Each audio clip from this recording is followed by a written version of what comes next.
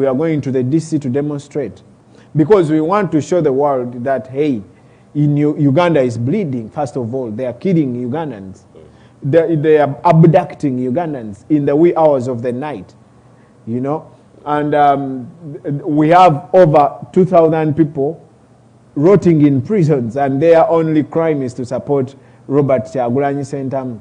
So this is a process, basically. And it is not that we thought, you know, Plan A would, if Plan A fails, we shall go to Plan B. If Plan B fails, we shall go to Plan C. No. We only had one plan. It is a one-way. We knew that we are going into an election. You saw whatever happened. You saw the fact that Honorable Robert Kyagulanyi was not allowed to campaign in Uganda. Okay? And citing that, oh, the numbers, you know, the COVID numbers are so high, so there will be no campaigns in the central region. And then, boom, a week later, President Museveni enters the city as if he's entering Nazareth, you know, with the triumphant crowds and, you know, cheering him. Of course, the paid, the purchased crowds. So that dishonest that is with the government of Uganda is why we are here, why we think Uganda deserves better. And we are working towards changing that. And that process will end with President Museveni and his team leaving Uganda in peace. You know, the reason why I asked that question was Kizza Besigye had a campaign called Tuwale Messi at some point after losing the election. And it went a little bit, you know, to some level where people began to rise up, you know, protest briefly here and there. But the whole idea was to create awareness also, just like the same awareness being created.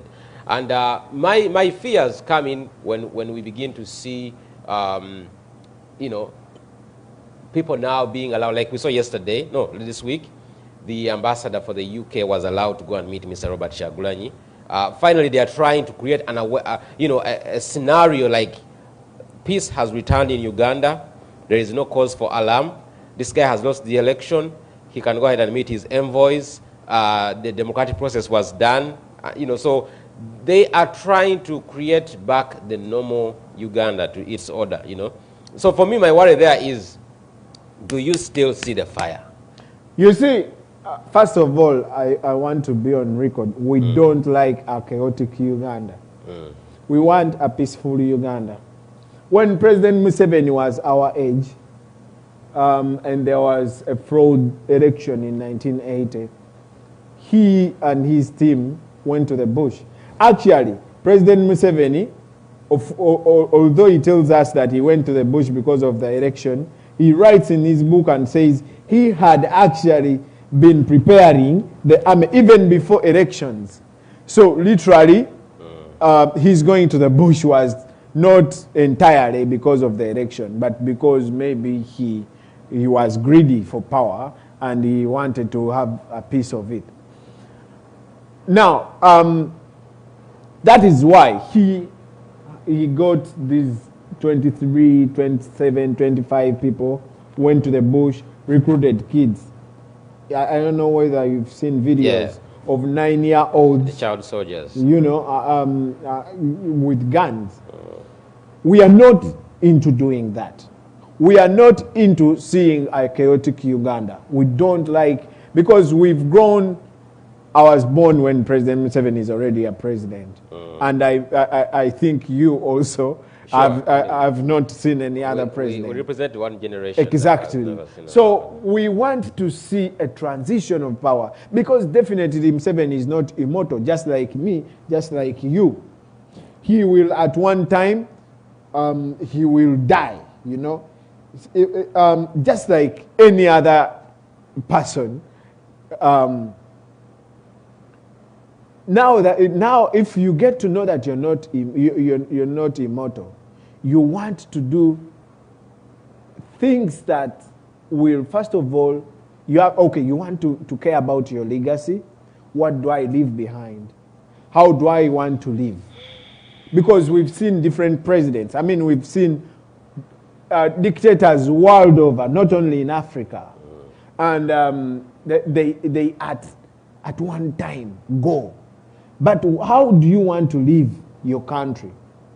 If you want to leave it in jeopardy, like, you know, Gaddafi had, Gaddafi was a dictator, but he was a provider to his people. Unfortunately, when he went, his country turned like you see it. But just imagine if Gaddafi had ruled for 20 years and organized a democratic election and let people, you know, choose a leader of their own. Libya would be a different state. Yeah, sure. So these dictators are just selfish. They want to go down with the countries that they lead. So us and our generation don't want to take Uganda to the dogs. We just want, that is why you see us doing everything possible in the constitution. And this constitution, mind you, was made in 1995. I wonder how old we were. And in 1995, President Museveni was president. Yeah. When President Museveni came out of the bush, I told you the other time, he said he wants only 4 years. 1, 2, 3, 4. That is until 1990. And when 1990 came, they said, no, we have to make a constitution. 1995. So he gave himself another 5 years. When they made the constitution, he said, you see, I haven't been, whatever I've ruled is not constitutional. Now I need to be a constitutional president. And since they had put 2 terms, so he contested for the 2 terms, and boom, he was president until 2005. In 2005, term limits were prohibiting him from contesting. Boom, he corrupts you know, corrupts the MPs to remove the term limits. That is his way of governance. He corrupts his way into the constitution. He bombs his way into Uganda. He wants to be bombed out of Uganda. Unfortunately, that is not our intention. Our intention is to remove him using means allowed in the constitution of Uganda. In the constitution that he signed himself as president. I mean, one of them has failed. That was the election. We're going into a second. Who says it has failed? I mean, again, we saw how the results came out. At least they've announced a leader, a winner, who was in Mr. Robert Kyagulanyi. The next stage now is the Supreme Court, and today we can confirm that the Supreme Court declined to receive Bobiwine's election petition. Not saying they have thrown it out, but they say they could not receive it today. So the hope is that they are going to receive it on Monday. So Monday is when they're going to receive the petition filed by Mr. Robert Kyagulanyi, in which he is attempting to challenge the election results. We saw Amama Mbabazi did that in the last election. Kizza Besigye has done that like 4 times. And we can overwhelmingly all be sure before event is filed that there is no any ruling that is going to be delivered that will overturn this election. At least we can be sure of that, because we are talking about a man who has the power and authority to appoint the justice, the judges. He appoints the Speaker of Parliament. He appoints the Electoral Commission chairperson. So he is literally in charge of the entire country. So there is no way one judge is going to rise up. It will be a miracle. It will take a miracle for a judge in Uganda to rise up and say he or she is nullifying, or they have sat and have agreed that they are nullifying the election results. So we can as well say the Supreme Court may not also be the other option, but it's good to stay on course, as you said at the beginning. So plan A was to win this election. The electoral results showed that Mr. Museveni won. Plan B, not plan B, still plan A is to make sure that you are taking charge and making sure you are using all available options available, at least to make sure that no one says you didn't try A, B, C, D. So you're going to court after court. What next after court? I want to assert again that we never had plan A, B, C, D. Okay, we're sticking to plan A. We have one plan. Plan A was to win this election. Not to win this election, to remove President Museveni. yeah, that is the only plan election. that we have. And it is public. You see, our constitution, leave alone the raping that has happened to it, but our constitution has been one of the best documents, the best constitutional documents in the world over. And it provides basically everything that we need to remove President Museveni. And that is what we are pursuing. First of all, our constitution, like I normally tell you in the preamble, tells us that those who wrote the constitution put in consideration the history of our country. And therefore, they never wanted to have such never again to happen. Unfortunately, they were dealing with Mufere, who told them, yeah, I'm comfortable with this. He signed himself, and here we are. Nevertheless, the Constitution talks about elections. If you're dissatisfied, it talks about the courts. You can go to court. It talks about peaceful demonstrations. If you're dissatisfied, you can demonstrate peacefully. But it doesn't talk about riots. It talks about peaceful demonstrations. And peaceful demonstrations, it does not mean people are going to steal, people are going to crash people's cars or whatever. And normally, what the government does, like on 17th November, they plant people to do that just to paint a picture that, hey, these are riots. And we are very careful, We know that President Robert Kyagulanyi Ssentamu has always been cautious with the people that he's moving with. I mean, this is an election when all the polling agents were grabbed in the night before elections, and they are in prison. But still, Ugandans came out and raised their voice to President Museveni that, hey, time up. Now we are contesting the election results that Justice Byabakama gave out. We are contesting something that we already knew. I'm sure you've seen polling stations. I think they are around 380 something, where President Museveni scored 100%. Yeah, I mean that's not possible. They showed there were some 345, I think, in the West. The only anomaly there is that it's very rare to have 100% voter turnout. I mean, you can't tell, you can't say that in over 300 polling stations, no one got sick, no one traveled, no one, like literally everyone in the register came up and voted, and they voted for Museveni. But always there is also sometimes some ballots are going to have mistakes done. Exactly, so exactly. I mean, let's go back to court, there's going to be enough overwhelming evidence. Definitely. It's going to be enough. Definitely. But what we can conquer is that there is not going to be a ruling that will nullify this election. Going to court is not because we want them to rule, but it should in have our been a favor. Way out. It should have been a way out. It's not that we want them to rule in our favor. We want them to rule in the favor of the truth. Just like elections. We never went to election saying we must win. No. We went to election telling Justice Byabakama that we want to see the truth. We want you to read what Ugandans have voted, not what President Museveni and his people give you. Unfortunately, you saw what happened. Byabakama was getting results from from other sources.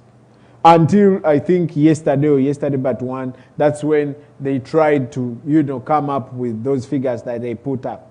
And still, even when they put up the figures, I think you saw at first they had just copied and pasted some of the districts. Like Abim, they paste to Park, they forget to change some figures, and then when someone comes out and shows that fraudulent, they go back, they change. I mean, this is something that the whole world sees. I mean, if the court, by any chance, gives in space and room to examine, as Mr. Robert Chagwen was saying, the declaration forms, per district, to see how the data was received and accepted and into the system, I think that could be one pathway, if it's possible, for the Supreme Court to pronounce itself and either say there's going to be another election, given the fact, the fact that you have one candidate who was incarcerated into his house, for no reason. You have, so many arrests that were done, and the Electoral Commission never came out to pronounce itself. So all those could really be reasons that the court could pronounce itself on. But as I've said, there is always that pressure, at the back of their minds that these judges were appointed by Mr. Museveni, and they report to him. This is like, it's like if I give you key performance indicators and I say, Kapalaga, I'm sending you out to work. So it doesn't matter how you look outside, but at the back of your mind, I appointed you. And so, yeah, and I must tell you that it is those elites who have taken our country to the dogs. If you look at a person like Justice Byabakama, for God's sake, he's a justice, of the High Court. A person who took, I don't know how long it takes to become, and how much education it takes to become a justice in a High Court. If he doesn't care about the time that he spent in school, and he just reads results that they give him, then it is so shameful. I mean, these guys should be ashamed of themselves, doing things that even a person who never went to school cannot do. That is why we come up. We as the common people, I am not a politician, and you know that. I've been working on radio for the last 10 years. I've been doing music for the last 7 years. That is my background. Not even a counselor. We don't even have a counselor in our family. But when Robert Chagulanyi came up, he opened our eyes and he told us, hey, Baboyi, these guys are just grabbing everything. They are stealing from our country. And if we dare just to keep quiet, you cannot know what we have for the future. And that is why we are here. That is why we are talking. So we definitely know that even when you read Honorable, what's that justice's name? I'm forgetting the name. Which one? He's one of those who were in Amama Mbabazi's case. He's dismissed now. Well, I mean, not but he clearly stated that as judges, like in private, they all agreed that actually Besigye had won the election. But because they have an appointing authority, they can't let him down, so they had to pronounce like they did. And that is what Ugandans are watching out for. We are putting them on the spotlight. Every camera will be on the justice of the justice department of the country. Yeah. And we are going to provide all the evidence. And this is something you see. Kafero sang a song and said, no mulalu achiramuza bwenga ne father achiramuza bwenkanya. There are some things that even a young kid can see. Now, if a young kid of P7 can sit in that hearing and decide that actually there was fraud and this is the actual winner. So we are going to compare the brains of a young P7 chap with the brains of the justices that went to school for 7 plus 6 years, plus, I don't know, 5 LDC, plus I don't know how many years to become a judge. And see. So we are putting them to a test. And then after, like I've told you, this is a process. It is called Mission 2021. I mean, it's going to be an interesting petition case. I can assure you that the country is going to have a wonderful time following up their activities, as we saw with the Mamabazi petition case. With all the brains behind the NUP and everyone else, I can know that there will be representation from embassies, there will be representation from the UK, from the USA. It's going to be one of those landmark rulings that Uganda is looking forward to. And we hope that the judiciary is going to be put under test. So it's going to be one of those challenges that has ever faced the judiciary in Uganda, on whether they're going to stand by what they swore or they're going to stand by their allegiance to the president. Now, a quick question I want to ask you also in regards to the declaration forms. The Uganda police came out today and said they do not have any declaration forms that Robert Kyagulanyi says they are holding. Your principal came out and said that there are over 4,000 declaration forms that were taken by the police, and that they had all the information, and that was part of the evidence that you have to provide to court. But the police says it has got totally nothing. It handed over everything to the National Unity Platform. So who is fooling who? You see,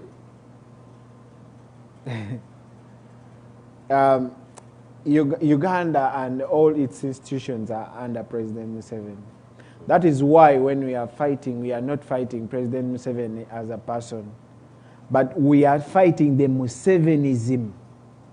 I normally tell friends, if Museveni doesn't leave power and probably die as president, Uganda will not be stable. We need to uproot the Musevenism when he is still here. Now, the biggest crime that you can ever commit in Uganda today is supporting Robert Kyagulanyi. That is the biggest crime you can commit in Uganda, is having a divergent mind from that of President Museveni.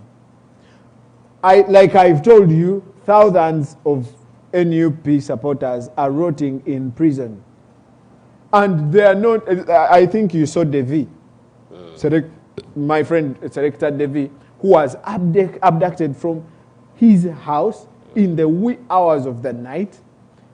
They abduct him, they take him to military, they torture him, then they take him, give him some medicine and all that. And then after a few weeks, he's here. You know, that is what is happening.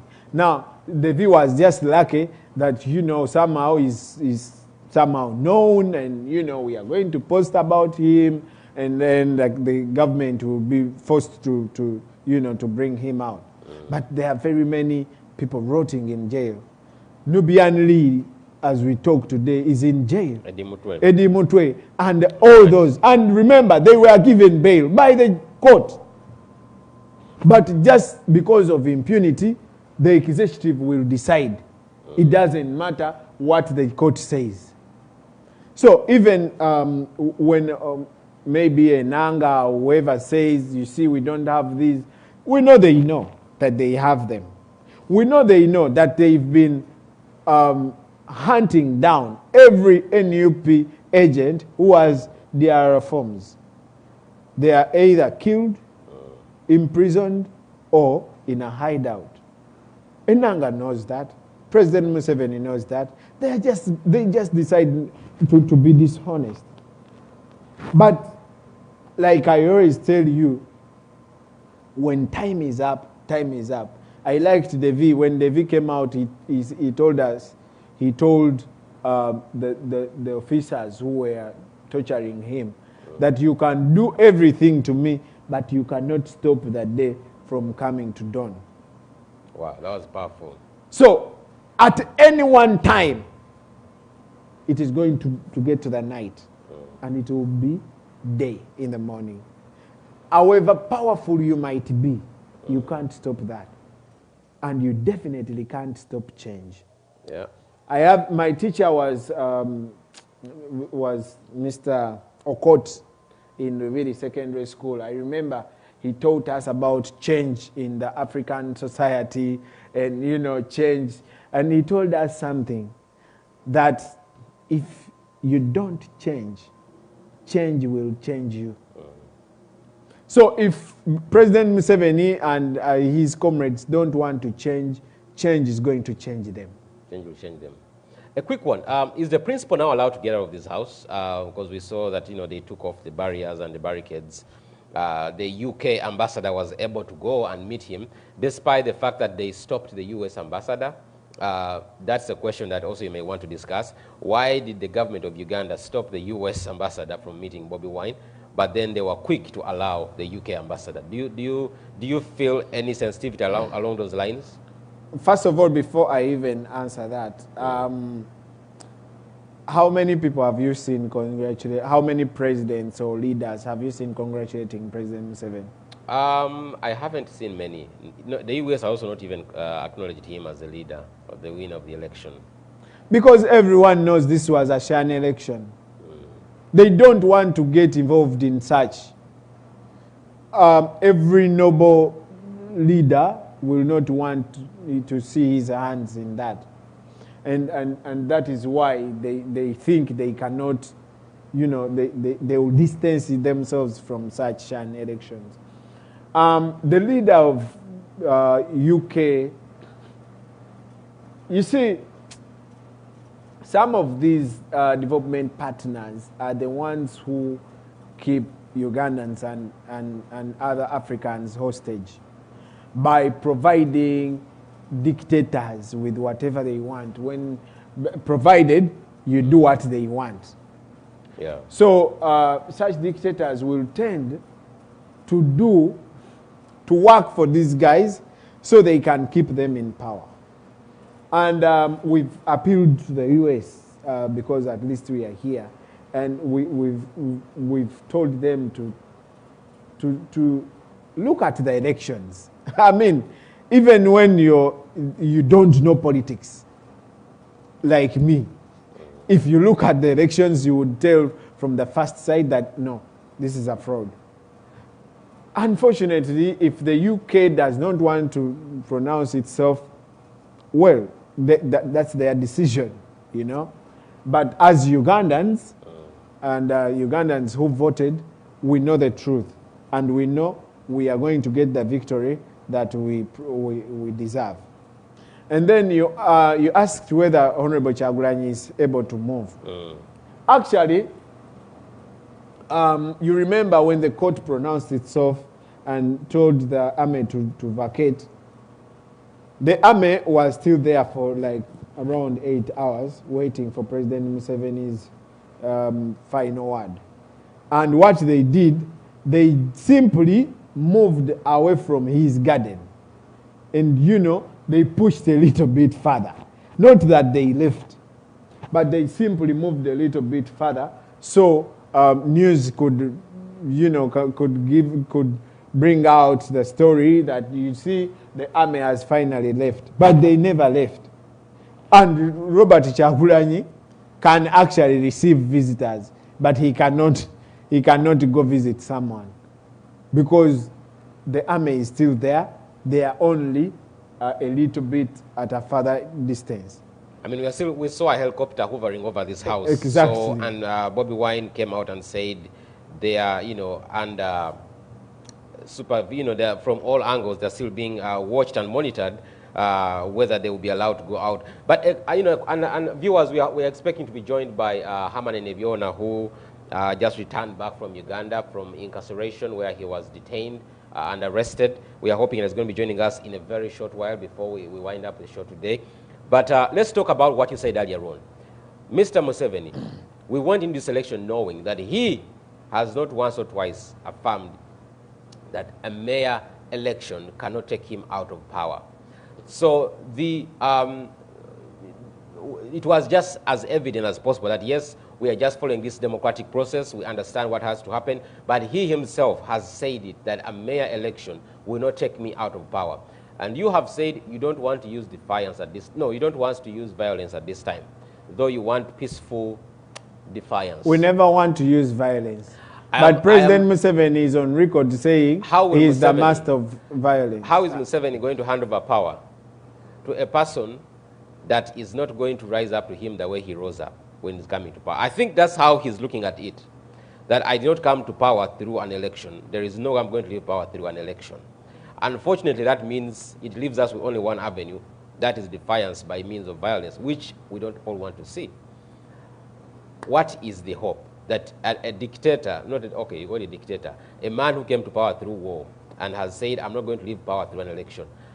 What is the probability that a peaceful protest, which we have seen being quashed all over the country, any protests have been crushed, you know, from the homes, from wherever the candidates are, they will incarcerate and stop any kind of activity or uprising happening.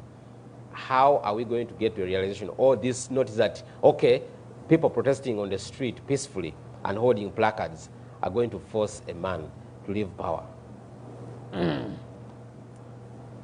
First of all, there is a video that I posted on my Facebook when President Museveni in 1995 said, they say he captured power, but he doesn't like the way they put it, because he respects the Constitution.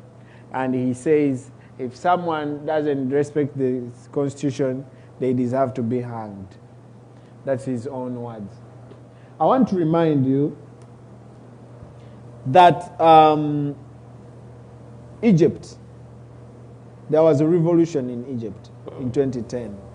And later in 2012, they held elections. And Mohamed Morsi was declared president. People had not voted for him, but he was declared. And he was declared in May 2012.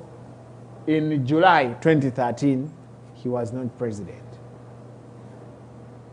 El Bashir Muhammad, a field marshal. Do you know what a field marshal is? It's the highest rank in the military. Now, Field Marshal El Bashir of Sudan rather, won the election, Shama election by 95%.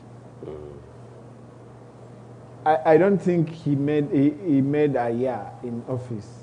Of course, after being president for so many years, he organized an election, he rigged it, he used his Biabakama to rig the election, and boom, he declared him with a 95. Museveni no atuyambieko, he gives himself 58. But the other guy gave himself 95%. But people in Sudan said, no, boss, we never voted for you. Today, he's not president of Sudan. It is not, no one went to the bush to fight Bashir, a field marshal. A field marshal who had every gun that you know. He's not president of Sudan. You know what hurts so much is, as I told you before, that two generals in Uganda have come out categorically clear on record. One was General Sejusa, the other one was this guy, what is his name? He also stood in this election. Tumukunde. For Sejusa, it was clear. He said, I think was it 2016, the one BSJ won, he said that there was a parallel tallying center. Now, you know, the worrying thing about all these things that all these statements are made and allegations, and nothing is done to investigate, to understand what exactly this person means by saying that. That there was a parallel tallying center in no, he said, was it Kololo where he said? Yeah. That they had a parallel tallying center in Kololo which was feeding into the Electoral Commission. And he said in his own words, I quote him, that the results were read as they came in from the Kololo tallying center. That's what Sejusa said. Again, those are his words. He can be held against those words. The same statement was also used or alleged by Mr. Tumukunde, that there are always tyro polling centers. You know, they will never declare the results the way they came. So there has been enough awareness even before going to this election. My only worry is that with all this overwhelming evidence that is always given, what is done to make sure our systems are strengthened, even if we go to these elections? Why? Like, no one ever thought about what has been said before. We went into this same election, and now we are back Who tells to you square no one zero. ever thinks about it? No, they do, but they do nothing, you know. That's Exactly, because so, of the Musevenism that I've told you about. Because whoever has to do something, they think about the name Museveni. And when people ask or tell us, you see, your main agenda is to remove Museveni, because everything in Uganda rotates about him. I'll give you an example. Honorable Kadaga has, on several events, tried to, you know, to do something right as a speaker. And you've seen what President Museveni's reaction is. He will always, you know, attack her verbally, or invite her to State House, or invite the whole NRM caucus to go to State House, and then they decide otherwise. And you know how gerrymandering is. You will find a constituency like Kampala Central having a population of like 10. Nevertheless, we still be or not. Whether it's a free and fair election or not, we are winning. And I want to affirm that. Mr. Moses, the election was not free and fair, and it was rigged, but we are winning. There's overwhelming evidence that the election was never free and fair in the first place. I am not saying it was free and fair. We have enough, you know, evidence. If I may just read some, do we have any messages here? Someone says, so are you telling us that police will tell the truth? Well, that's up to them. People are saying we're removing a dictator. Where is Herman and Eviona? I mean, we are hoping Herman is on the way.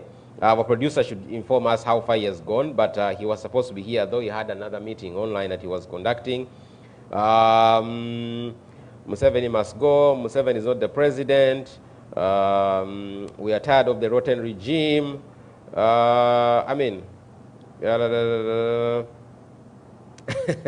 so much is going on. Someone here is saying, you lost the election. You lost the election. Give me one sec. Let me read this one before we go. It says, you lost the election, so you have to accept that Museveni won. I mean, there's so much comments coming in, and we hope that they will keep in coming in. And thank you so much for all that you're doing. Kapalaga, another one, you know, as we're waiting on Herman to come. For Mr. Robert Chagulanyi, I asked you earlier whether he's being allowed to go out, and if he is being allowed to meet people publicly. Is he being allowed to meet people publicly outside? Like I've said. Because I know he had a meeting of his members of parliament, in his and home. they met in his home. But again, I have not been in touch, you know, to understand whether this week he was able to get, you know. Like I've said, he's allowed to get visitors. He's not allowed to visit. Oh, sorry. Maybe I missed that one. Okay. So yeah, he can't visit, but he can receive visitors in his home. Yes, and you see what the NRM government does is they want to normally put a propaganda that, hey, there is democracy here. You see, now the court, Muwonge, the court has ruled, so you vacate. But hey, don't go very far. That is what happens in Uganda. Like, on every event that happens, the court can pronounce itself. And even, I'll tell you that even the court, as it pronounces itself, the judge might even know what is next. I think you've seen, we were young. I know you might also have been young, when court was raided by Black Mamba. I remember that. You remember that scenario? Yes. When the court pronounced itself in favor of Dr. Besigye, but then Mr. Museveni sent his soldiers to pick him from the court. From the court itself. Just to show you that the court he has mighty powers. Yeah. And that happens. And that is why we must desist from that. We must change our country. We must fight for our country without shedding any blood, but using constitutional means. And that is what we ought to do as NUP. So let's talk about that in practicality, on the ground. How do we see this coming to pass? I'm sorry if I may drag so much on this question. When you say you have to fight peacefully, how is that going to be done, the fighting? The court system we know is not going to give us what we need. I just want to go back on the ground. Munansa aliye machindi agala kumanya nze nganza aliwa ne machindi nyinza kukola wochi okulabanga akalulu kenawa, because we saw people in Gulu protesting. They said they wanted to know who voted for Mr. Museveni. There's a polling station where they apparently Robert Kyagulanyi lost, and they were sure that there was no one who voted for Museveni in a polling station. So they were demanding, we want to see who voted for Mr. Museveni so that we can go to his home. So there are people like that, like those who know station here, but we are not sure how he did not win. Abantu ngaba batudde mu byalo byabe gye bali bagamba tusabire gwanga tukole ki, what is the next step that we want to know. Kiki tuzaako ffe nga ffe, tewali kulwana, tewali lutalo, tugenda kwekalakaasa, poliisi etuganye okukola ekintu kyonna kyonna, bagala kuwulira principle kyabagamba ekiddako bo bagamba bali ready. You see, I talked about Field Marshal El Bashir. In December 2018, you know, he had won an election, like I said, by 95%. In December 2018, the price of a bread was almost 10 times. A bread went up. And because of a bread, Bashir is not president. But Bashir fought wars, my friend. Bashir fought the war for South Sudan. I remember South Sudan, I think, cut itself off from Sudan during Bashir tenure. He fought those wars. He fought every war that you might think of. But just the bread led to his downfall. So President Museveni might be so sophisticated with a lot of ammunition, with a lot of, he has intelligence here, he has all that you think of. And a bread might lead to his downfall. So as you're here saying, you see how practical is it, what will people do, you see now if the court doesn't pronounce itself, a bread will lead to President Museveni's downfall, just like it did in Sudan. Happening. Okay, just bring us to speed with activities going on in the diaspora. What do we have next week? So the diaspora, I first of all want to thank and congratulate the people in the diaspora for fueling the elections. President Museveni has consistently said Robert Kyagulanyi is funded by the Western world, and rightfully so. The Western world that President Museveni has always referred to is me and people like me. It is us who has funded the whole campaign. And I want to urge you to continue funding for the campaign, because the battle is done, but the war is still raging. So I want to congratulate you, first of all, upon electing the next president, the 10th president of the country. I want to congratulate you upon having so many members of parliament. And I want to urge you, Temuzikiza, we are just starting. I want to thank all those who were in New York last week. Your voice was heard. I want to thank all of those who were in UK, who were in Canada, Denmark, Switzerland, wherever you were, Netherlands, everywhere you managed to protest, your voice was heard. Now, we are not breaking because we are facing a dictator. That is why we say we are removing a dictator. He is sophisticated with everything that he needs. But we as Ugandans must press on hard. So we shall be having protests in the DC within the mid of February. That's Washington, D.C. That's Washington, D.C. And we still want to appeal to the world to stand with Uganda, to stand with the people who are abducted every night, to stand with the people who are killed in the prisons, everywhere, to stand with kids who don't have parents anymore because they were killed during campaigns, they were killed during post-elections, they were killed. Ladies, I saw ladies going to police to demand for the release of their kids. There is drone cars now come and just take someone, just like that. Now, what happens if, it is now security operatives doing that. Now, how shall we differentiate if these are security operatives or these are criminals?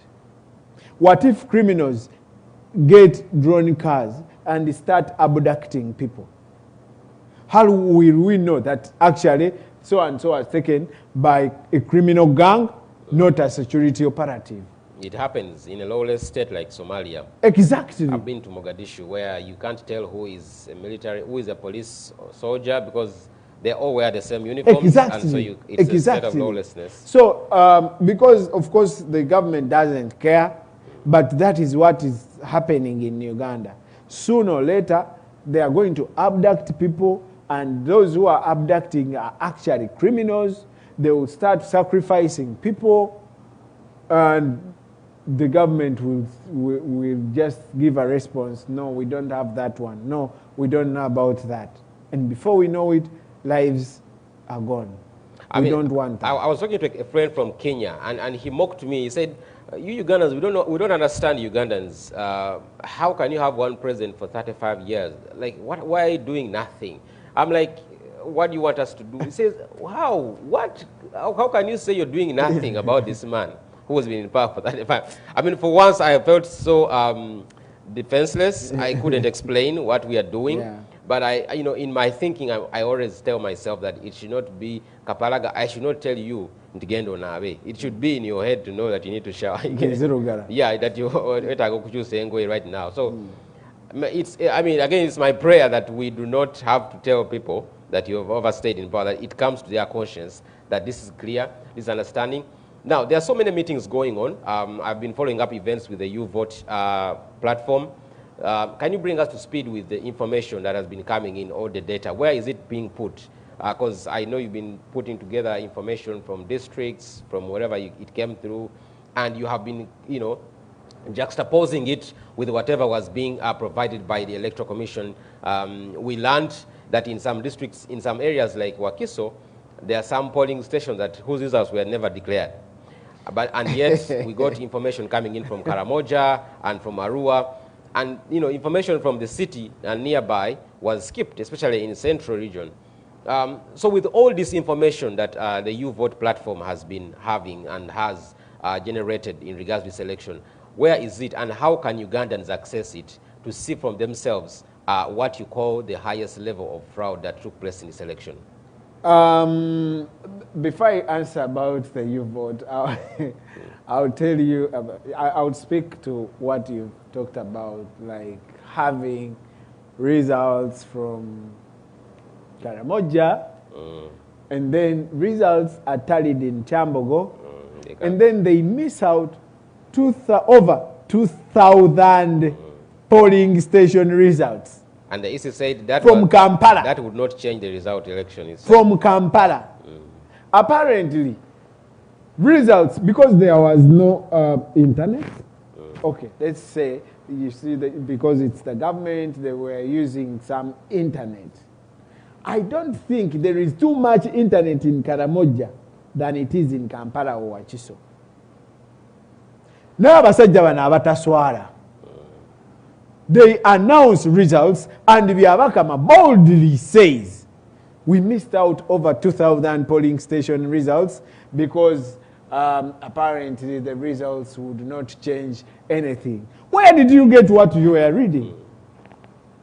And what was the confidence in knowing that they will not change? Was it because they knew the figures of the people who have voted, the amount of people who voted in those figures? The number of registered voters were 18 million. Justice Byabakama is telling us only around, I think, 9 million voted. That's not right. That's not right.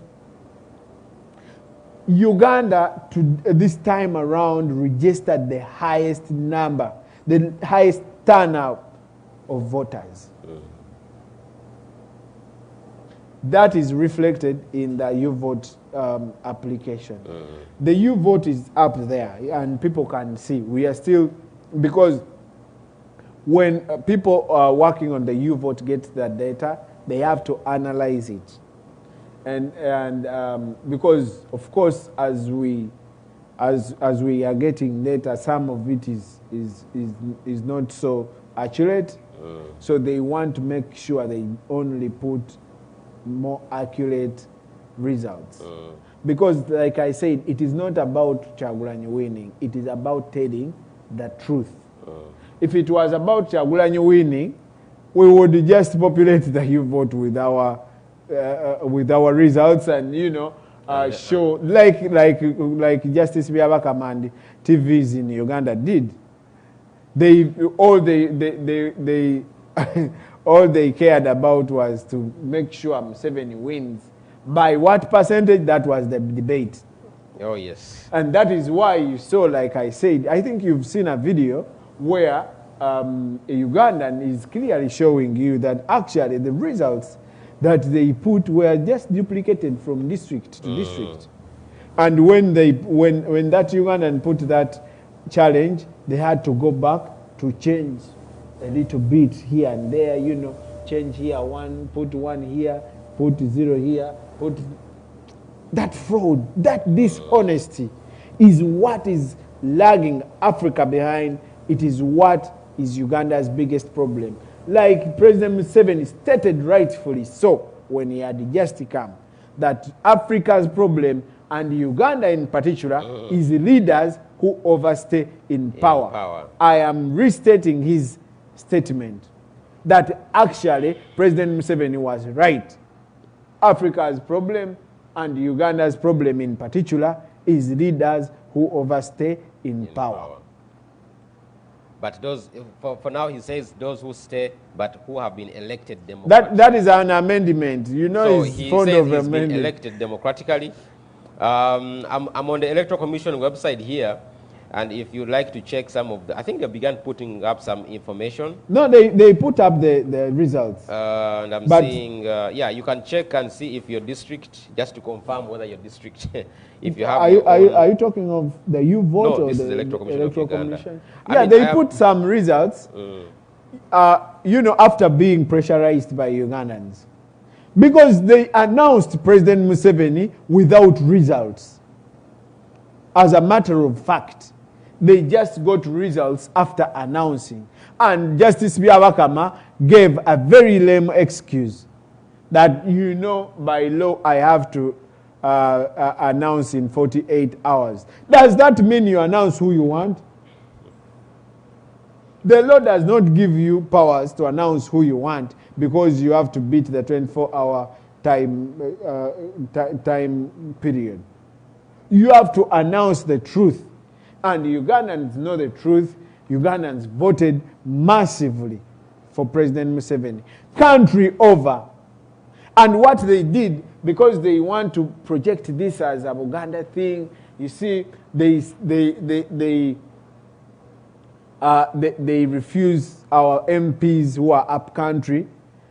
They also robbed them of their victory because they wanted to show it is only Buganda who voted for Robert Kyagulanyi. Kyagulanyi never campaigned in Buganda. How do you say it is Buganda who voted for him when he never campaigned? But he won. I mean, we saw the city council elections in Kampala. I mean, they say he had, out of 44, he had 42, right? 43 councillors. Yes. And the NRM didn't get any at all. I mean, for me, that is a resounding voice. No, that is what happened the country over. Yeah. Haven't you seen ballot papers where we didn't have candidates and people came and drew their umbrella there because we told them, but all about umbrella ticking. So a person goes to the ballot and says, okay, but they told us, but all about umbrella ticking. But here there is no umbrella. I think I have to, to draw it myself. And someone draws it there because the umbrella swept the whole country. Oh, yeah. That's what they wanted to see. Again, we are hopeful. We are hopeful that there is still hope for Mr. Robert Kyagulanyi. If he has enough overwhelming evidence, we are hoping and we are praying for the judiciary in Uganda that they will not be, they will not work under the pressures of a man, but they will stand, to the oath that they swore and that they pledge allegiance to the people of Uganda. So I am hoping that it's going to be one of those interesting election petition. And so just to bring you up to speed is that... You see, just sorry to interrupt, but I think lawyers, like justice is the only profession where they are proud of being land. And they refer to themselves as my land friend. My land friends. Now, those land friends are put on a test. One of them, their own, already failed the test. Yeah. Now, the rest of the land friends are put on a test. And Ugandans are watching. And Ugandans are not stupid. Ugandans know what happened. Ugandans know who they voted for. And Ugandans want to see that person they voted for swearing in May. We want to give President Museveni this ample time. They give you this time to get hold of your things, to leave the State House. We want to get him a chopper. We want to do things like America does. You see, you bring you a chopper, you put in your things, you go to Rachtura safely, and we refer to you as our Mzee Museveni Jariyeyo. That is what we want. That is all Ugandans are crying for. But why should you be so greedy that even when you're 80, you don't want to live in peace? You want to leave Uganda in jeopardy. You want to, I wonder whether you've watched President Museveni speak lately. All he's talking about is crashing. I have you this time. I see you. He calls himself Jaja. President Museveni is older than my Jaja. I can't allow my Jaja to do anything. I make sure she has someone to help her. Now, that is what I want for President Museveni. I want him to keep around as a Jaja, and we shall go to him probably if we want something from him. He doesn't want that. He doesn't want to leave the legacy. Nelson Mandela was imprisoned for 27 years. Nelson Mandela left the prison younger and so determined. Nelson Mandela could tell South Africans that now, since I've been in prison for 27 years, I am going to rule for 20 years. And South Africans would just clap. because they took him so dearly. Whatever he had done for the country, they looked up to him. He only ruled for 5 years, and he said no. President Museveni, when President Museveni was asked how long they could be in power, he said 2 years. 2 years, 1, 2. He said, we are freedom fighters. We are not politicians. So we're just liberating the country, and after that, we want to give the country to the civilians. So I think we can only be in power for 2 years. President Yoweri Museveni Kaguta said that. 2 years. He has been president for 35 years. He wants to be president for over 40 years. But why? I mean, we still have 3 months before the swearing in. So do we envisage something to happen? Something to happen? That could change the status quo? Mukitari. This is Mission 2021. Mission 2021 means removing President Museveni peacefully. We are not holding guns like he did. We are simply removing him peacefully. And we are doing that, and Robert Kyagulanyi is going to be sworn in the 10th president of Uganda. I mean, I'm hopeful. As I've told you, sometimes we have nothing to explain. You can't tell people why. As I told you, a friend of mine from Kenya challenged me and said, you Ugandans are cowards. I mean, Ugandans do their due diligence, and they take part in the vote. And I think for the very first time, we had a very overwhelming number of Ugandans who voted in this election, despite the fact that, as you say, a majority of them had or felt disenfranchised with the results because they did not see themselves coming out. I'm not sure if our producer should confirm with us whether we continue. He's coming, he's arriving. Okay, I mean, Herman, we've been waiting for Herman because he's, as you all heard, he was in Uganda and he had traveled to Lira where he had gone to. He has made me speak a lot of English. I don't know why. Right? and yet he's not I think he will have to pay for that.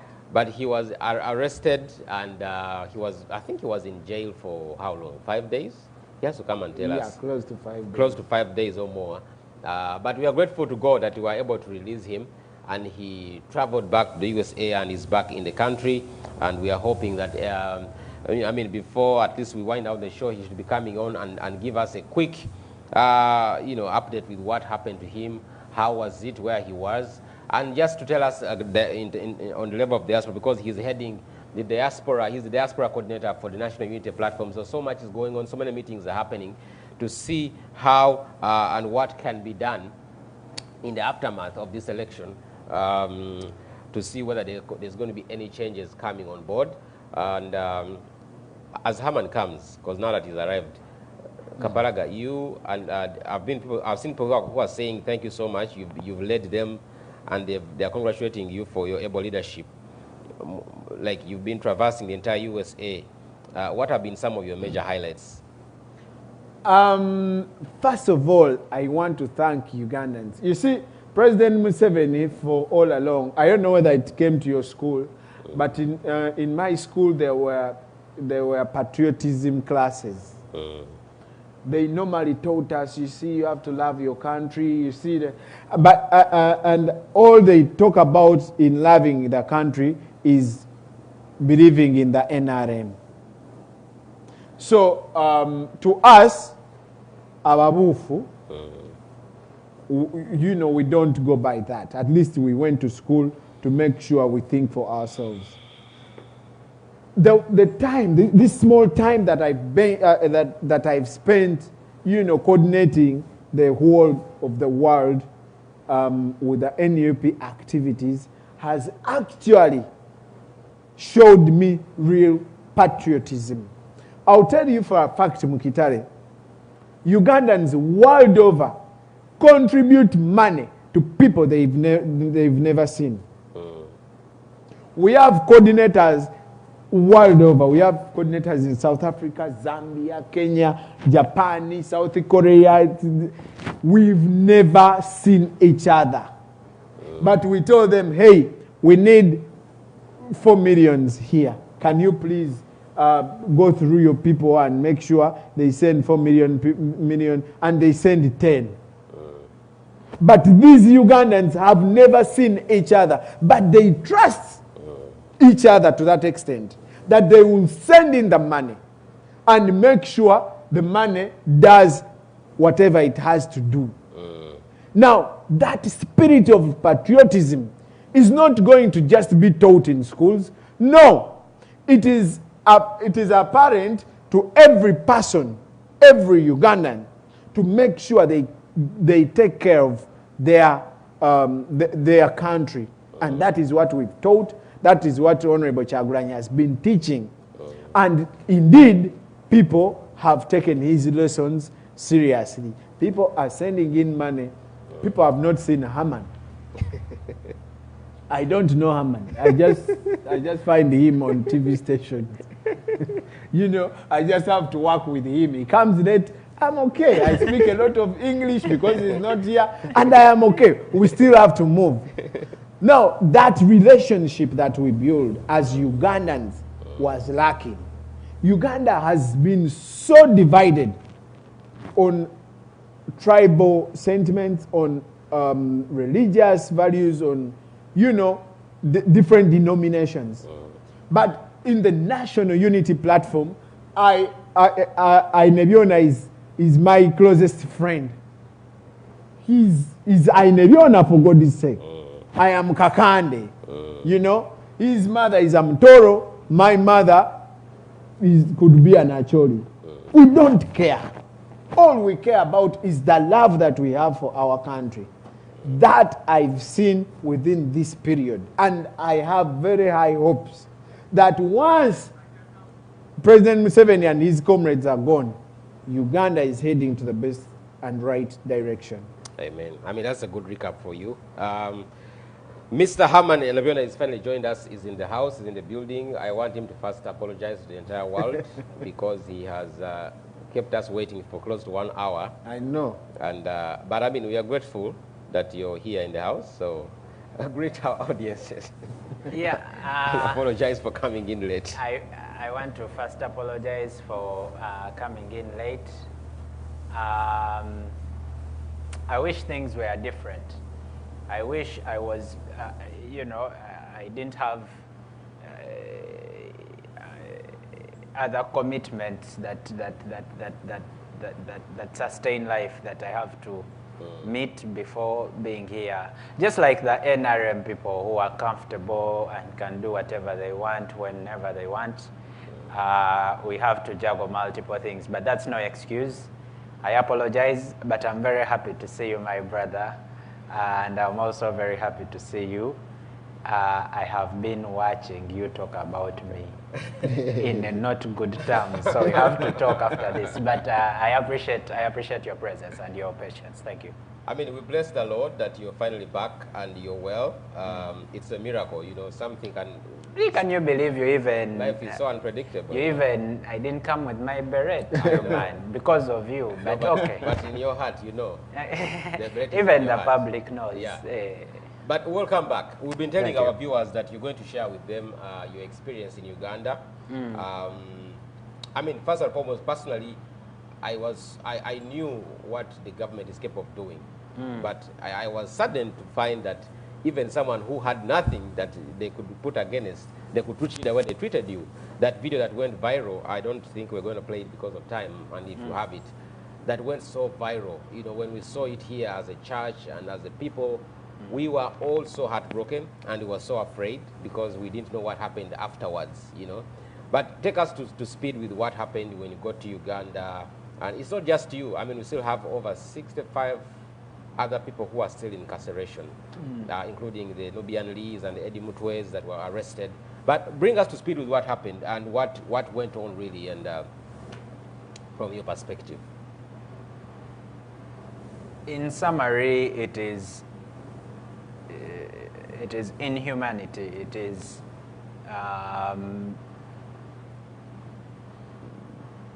unnecessary violence that we have been promised by the incumbent. I arrived in Uganda on a Monday. I traveled to Lira. I am a volunteer for NUP.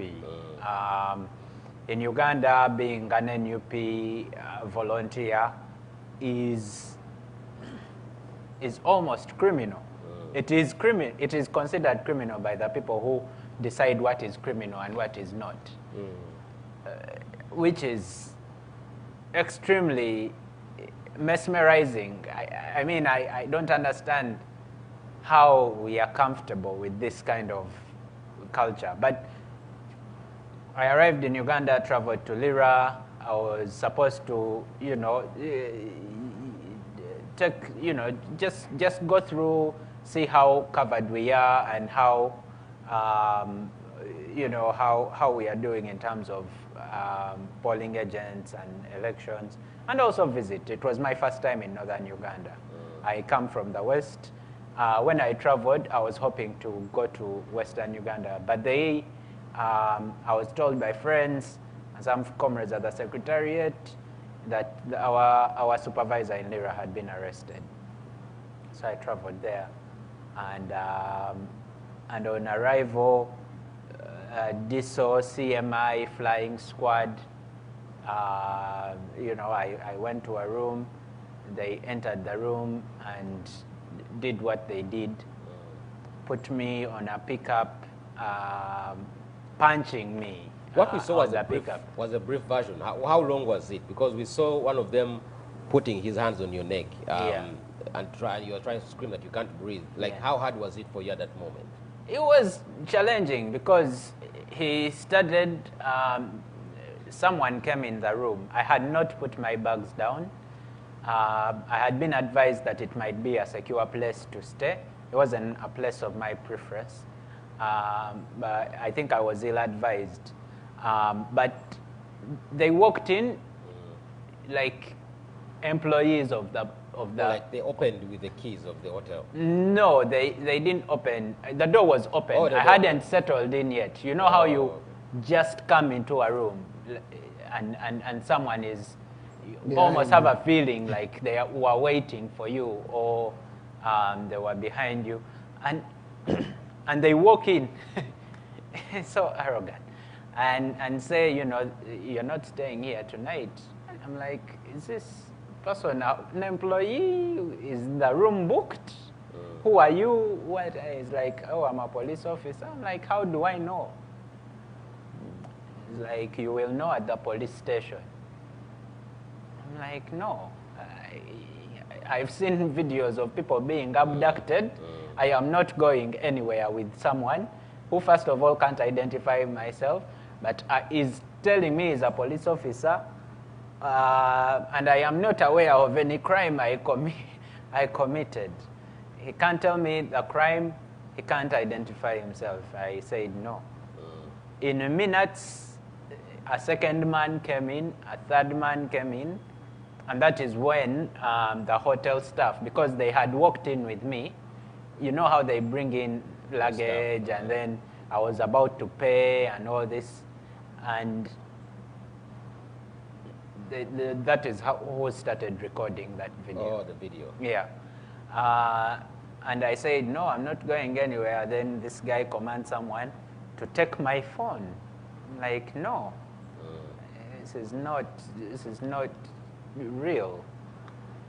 And the gentleman, his name is Moses Obong, or Obong.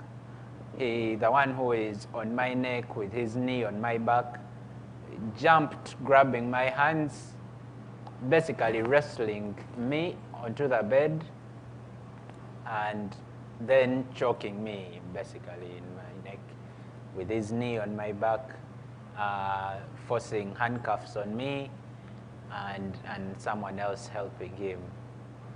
It was difficult, it was challenging, and it was really scary.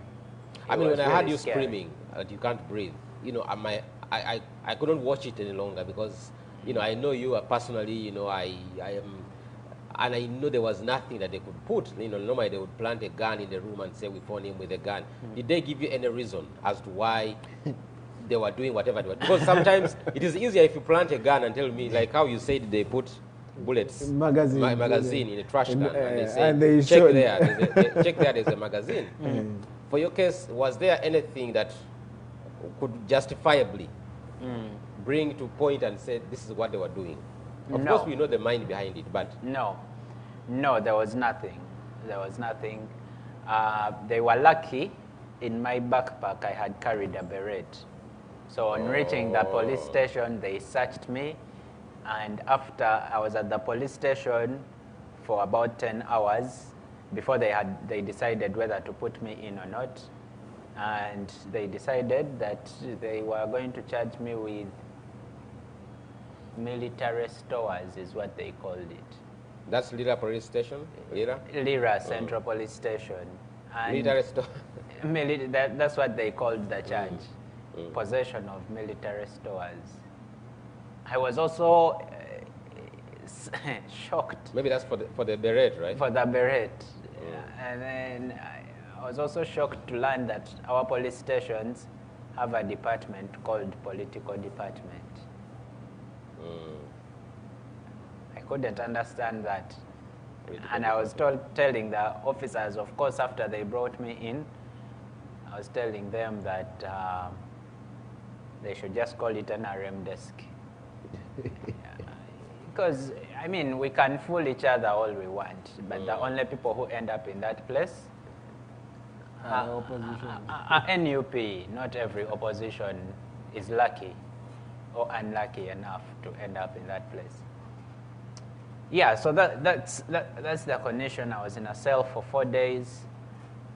Very bad living conditions. Did you have any access to your lawyers, anything during No, that time? not even a phone call. I told you, they grabbed my phone. If that video hadn't come out, no one would know where I am. I mean, that's the power of social media, because we were all, in just a minute of that video coming out, the whole world was talking about Haman and Ebiona, Haman and Ebiona, Haman and Ebiona.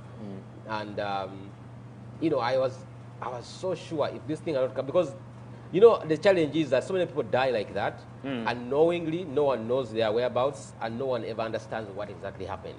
Yep. So that hotel staff, that hotel official, whoever recorded that video, really was maybe sent by God himself, because otherwise there would have never been any record of where Haman is.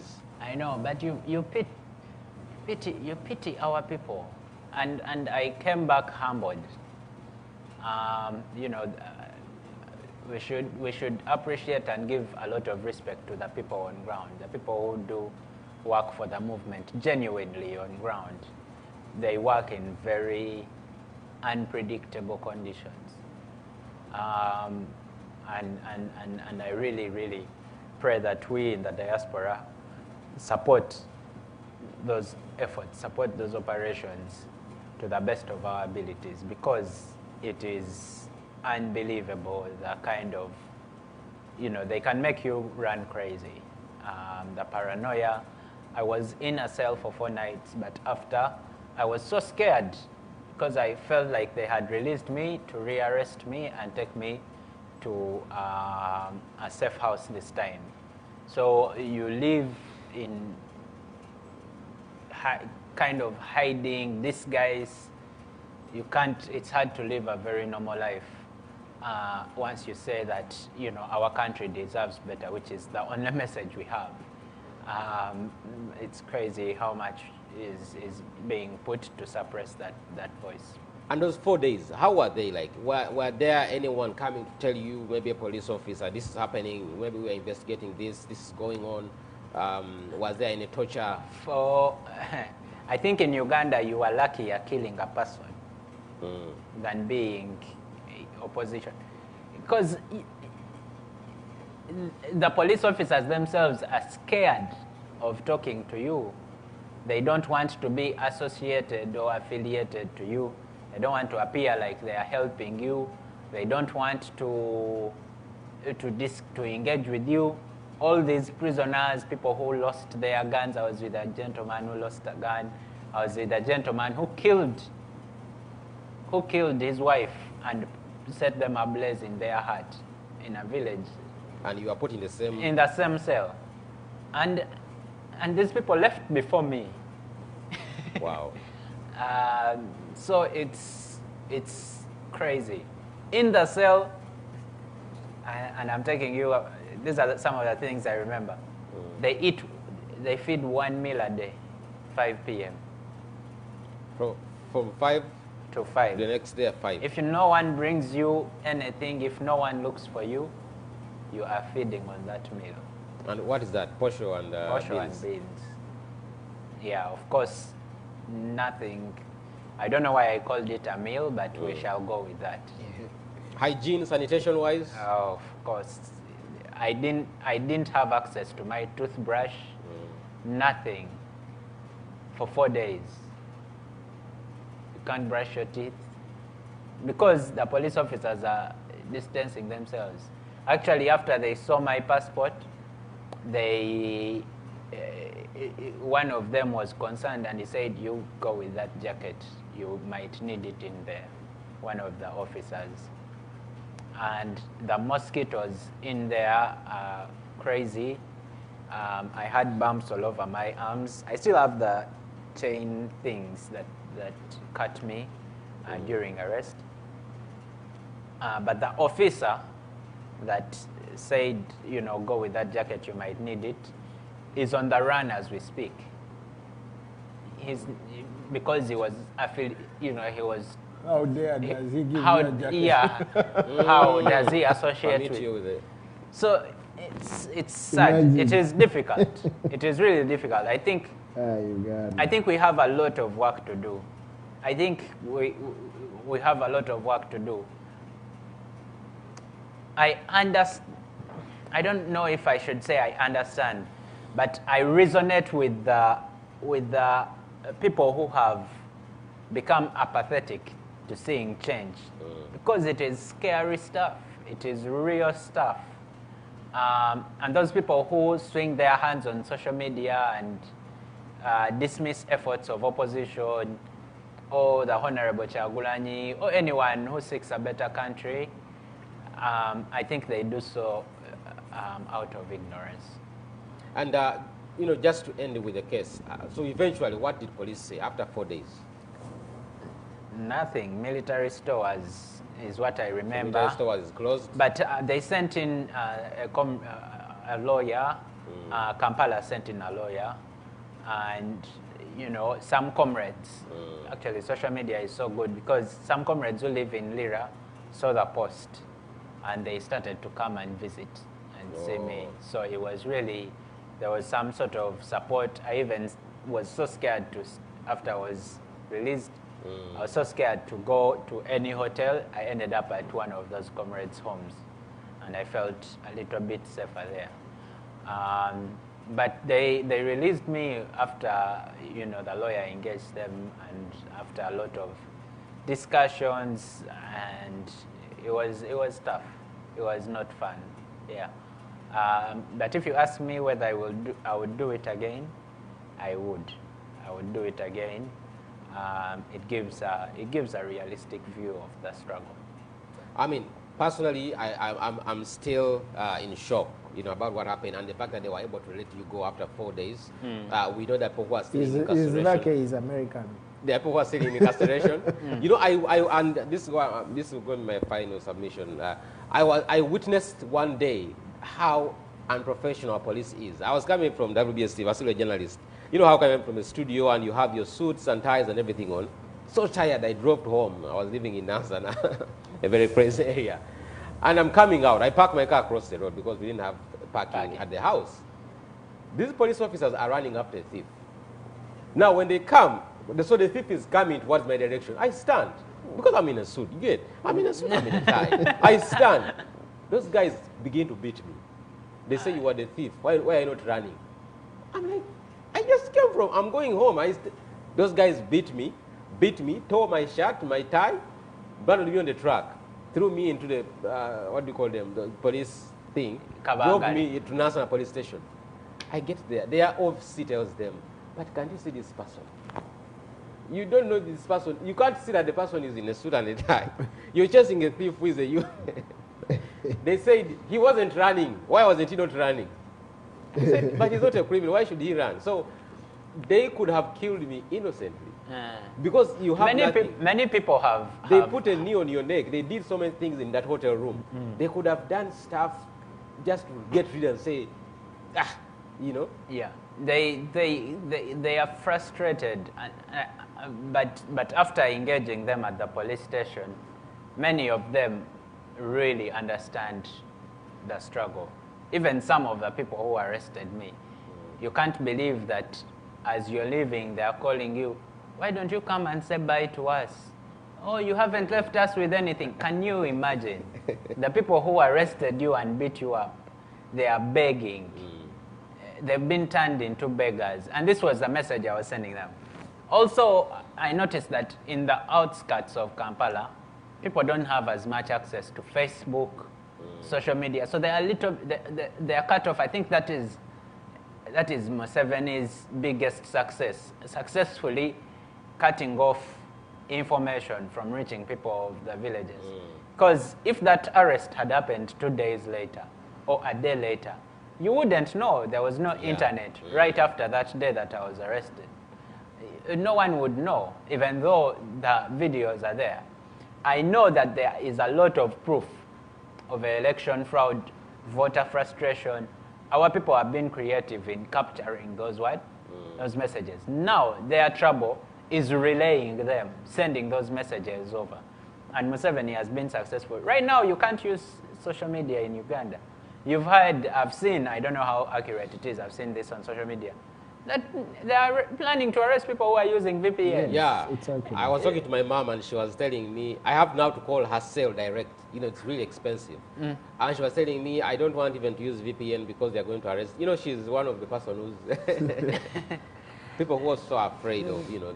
Yeah, so that's successful curtailing of information. And incidentally, you see, that scary condition that Ugandans are expressing, the government, I think, thinks it is love.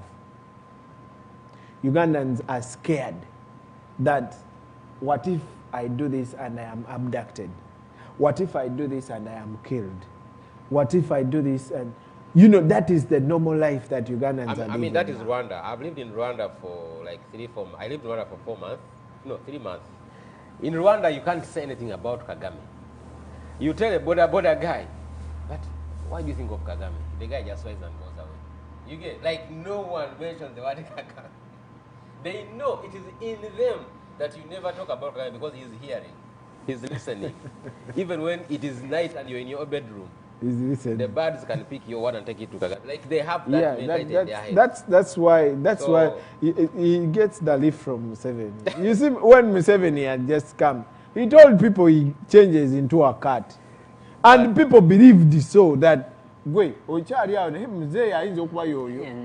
so people feared to actually speak and discuss matters that were apparent to them as individuals or as a country.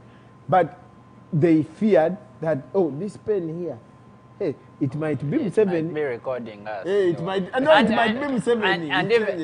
And even now, the levels of paranoia, which is understandable, people are being murdered and slaughtered.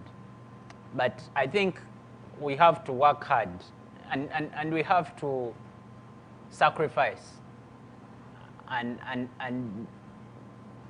yes, understand the realities will be arrested, beaten, even killed. Once you know that that is the reality of what you're doing, then you do it with what? With one heart. Passion. Yeah, you do it with one heart, knowing that yes, I am doing this, but I face these challenges ahead of me. And we are acceptable to those for the betterment of our country. We can't live in fear all our lives. We've already done that for 30 years, 35 years, and some people are thinking 40, which I don't understand. But we need to put an end and do better for Uganda. I mean, it's unfortunate you were not able to witness the election day itself. You were in prison, just like people like Eddie Mutwe and Nubian Lee must be crying in prison because, you know, your best friend, you worked all this journey together, but you've not been able to stand and see, you know, the election day itself. Just give us a quick picture, you know, as we wind up. You who was in Uganda, when you came out of prison, how is the, you know, how are the people like, you know, how is the hunger for change back in Uganda? There is, I think there is a lot of passion. There's a lot of, everyone understands that, you know, enough is enough. Even ministers who were disqualified, you've had them say that, you know, we've been around for a decent amount of time. 26 ministers lost, yeah, including the vice president. And I'm talking about the ones who have come out to concede and say, you know what, we've become too much for Ugandans. It's okay. I wish that Mr. Tibuhaburwa, which his name would listen to people like Ameria. Yeah, but even also listen to himself and listen to Ugandans and step back and push back a little bit. But Ugandans, they see the impunity, you know. Ugandans will tell you that this is a hopeless country. Once they know that you're coming from abroad, they want you to plot for them to leave the country. I have never, there's no Ugandan who has spoken to me. There are very few who have spoken to me and not brought up that topic. How do I leave Uganda? Can you imagine? That is the sense of the reality. So they want change. They are desperate for change, but they are scared. They are frustrated. They are intimidated. They are impoverished. They are very poor. You know, if you don't have any money, some decisions are difficult to make. Some sacrifices are hard to make. You're like, how will my family, you know? You're like, I need to arrest this man to the best so that my bosses understand that I need that salary, okay? So that is the situation. The challenges are many, but also the hope and the hunger. You can feel the hunger walking through Kampala, or even walking into any government office. Not even an office, any business on the street, any, you know, bank. Just walk anywhere, you can feel that sense. A border rider, you can feel that sense. I was talking to a friend who was ripped off, I think, close to $60,000. He bought land, and this was about 3 years ago. And I was talking to him. He knows some wealthy men in Uganda. And he says, this man is driving a Mercedes, you know, a brand new Mercedes in Uganda. But if he's buying from a hawker, and that hawker doesn't give him change of 500 shillings, the man becomes very frustrated. There is that discomfort, that uncertainty. Even though you have so much money in Uganda, you can never feel secure with it. And that is the sense. It is sad, but it is what we are trying to fix and what we hope to fix. Well, thank you so very much. We have had to drag this show for so long, but we are grateful that we were able to catch you and you're here. Yeah, maybe as we leave in 30 seconds, can you bring us to speed with what's happening in the diaspora level? What activities are going on and what are you having that you can leave us with? Yeah, we are rejuvenating operations in the diaspora. I think people were starting to lay back a little bit, but the struggle is not over. You know, our theme has been a new Uganda, and people are rushing to settle for the old Uganda, which is not what we envisioned. We haven't removed the dictator yet, so we are organizing, and actually today we had a meeting. A very long meeting, one of the reasons I delayed, talking about how to reach out again, but also think about our comrades, having first-hand having first-hand experience in a cell has made me want us to do some outreach of our comrades who we don't know about. Now, I was lucky that my incarceration was known, but we have many comrades in police cells who we don't know about. So we as a diaspora need and are fully capable. I have full knowledge of the capabilities of the diaspora. And even when I left, I came back and there are more newer volunteers, people doing. Our international relations was here, now it is far up. That's why you're seeing many more tweets, that's why you're seeing many more engagements, and foreign, like, people talking about our plight. It's because of the efforts that these people put in to heighten that. So we have a lot of, so I've spoken about legal, the people who have been detained, but also welfare, their families back home. We want to motivate people to continue doing what? To continue participating in the struggle. So the arrangements are there, the plans are there, and we met today, and we'll be discussing more as we go. All right. Thank you so very much. I forgot what we were trying to say, but we have run out of time. But thank you so very much. We're looking forward to Monday. The petition is being filed officially from an NUP to the Supreme Court. It's going to be filed today because, you know, time. It had run out of time, but they're saying the deadline is Sunday, and the Supreme Court will receive it today. So on Monday, we are hoping that they will start, you know, they will receive it officially and maybe give a date to start hearing the case. Yeah, I want to call upon Ugandans. I know that many Ugandans in Uganda do not have access to internet. They don't have access to internet, you know, internet and Facebook and social media where we are right now. Yeah. But I want to call upon Ugandans to, at least if you're in the diaspora and you're following, call your person back home and send them these videos. Let them have access to how that case is going. We are hoping that that case engages all Ugandans because the evidence we have is impressive. We are first, before we remove the dictator, we are going to expose the dictator. And so I encourage, it's going to be a very interesting case, a very captivating case, and I encourage everyone to follow very closely. All right. They'll be annoyed by the things that government does. I mean, we are expecting a landmark ruling, and we hope it will be a landmark ruling once the case is finally done and all the evidence. What do you mean by landmark ruling? You people who went to school, what does that mean? We are being optimistic, very optimistic. But thank you so much, Herman. But our hope is more. You know, the reason why I'm calling upon people to be engaged is that our court, you know, we are presenting this evidence to that kind of court system, judicial, but our court is the people. We are also presenting it to the people's court. So our faith is not one-fold, it is twofold.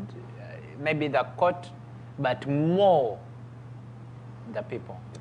Yeah. All right, thank you so much. Now that he came late, he wants the show to restart. No, but thank you so much, all of you who have been watching, and we hope that you've heard from Mr. Herman Iviona, who was just returned from Uganda. We've blessed the Lord that he's well, but there are over 60 plus other people who are still in incarceration all across the country. So we pray that they will all be released unconditionally and that they are safe wherever they are, and that their families do not have to go through a lot of psychosocial and psychological distress about their plight. So thank you so much, and see you again next week. Bye.